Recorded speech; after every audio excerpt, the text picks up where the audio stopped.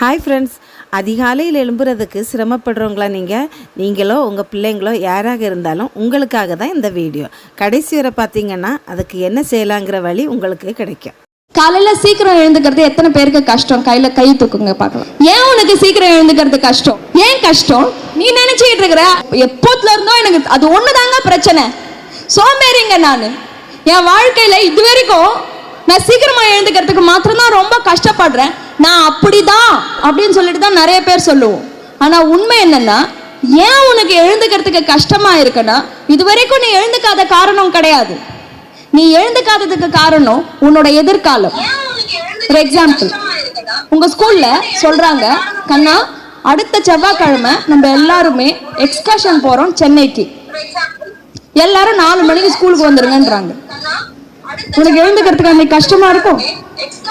3 மணிக்கு அலாரத்தை வச்சுட்டு எழுந்துச்சா ஆயிடுச்சா ஆயிடுச்சா 3:30 மணிக்கெல்லாம் நீ எழுந்து அந்த ஹீட்டர் போட்டிருக்கோ இல்லையோ அந்த குளிர் தண்ணியில குளிச்சுட்டு கரெக்டா இல்லையா அந்த அரை இருட்டுல ஸ்டைல் பண்ணிக்கிட்டு மைய வச்சுக்கிட்டு 4 மணிக்கெல்லாம் ஸ்கூல்ல வந்து நிப்ப.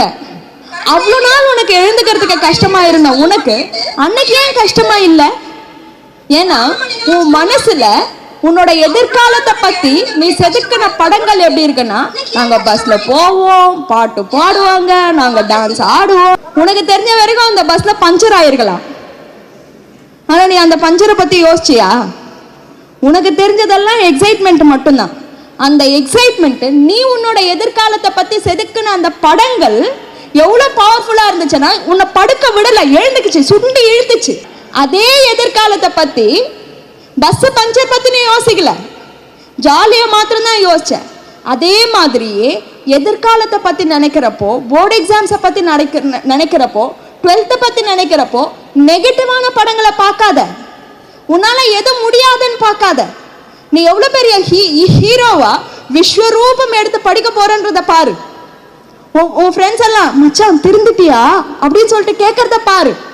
உங்க சயின்ஸ் டீச்சர் வந்து இந்த வருஷம் இந்த கிளாஸ்ல நான் இது வரைக்கும் எதிர்பாராத ஒரு பையன் டாப் மார்க் வாங்கிட்டான், கண்ணா உன்னை பார்த்து நான் இம்ப்ரெஸ் ஆயிட்டேன்னு சொல்றத பாரு.